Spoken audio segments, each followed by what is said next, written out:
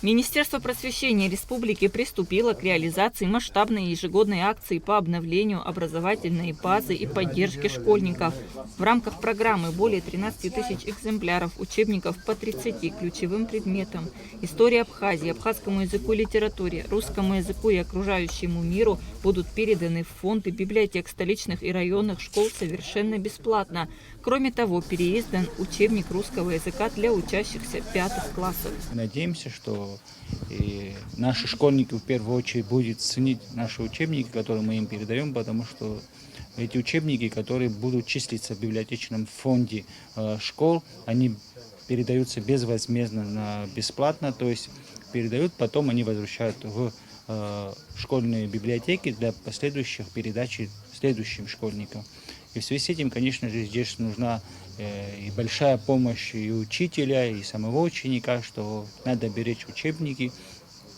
Не так легко они издаются, потому что мы в зависимости от запрашиваемых, так скажем, на имя Министерства просвещения ежегодно приходят в конце учебного года потребностей. Исходя от этих потребностей, Министерство просвещения составляет перечень, который сегодня будет передаваться отделу образования районов и городов республики.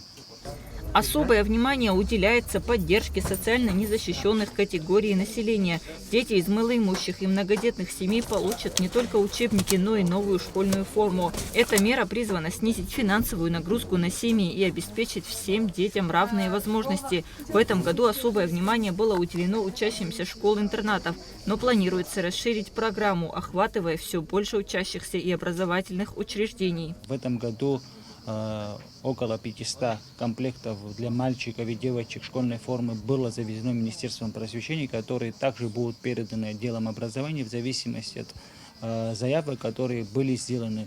Конечно же, нужно осознавать и понимать в том, что все потребности не были закрыты, но мы стараемся ежегодно, из года в год увеличивать это количество комплектов, которые завозятся. Мы надеемся, что в следующем году это количество будет увеличено. Реализация данной программы – важный шаг в развитии системы образования нашей страны. Инвестиции в образование подрастающего поколения являются приоритетным направлением государственной политики, способствующим формированию интеллектуального и культурного потенциала республики. Кундашова, Ахра Амичба, Абхазское телевидение.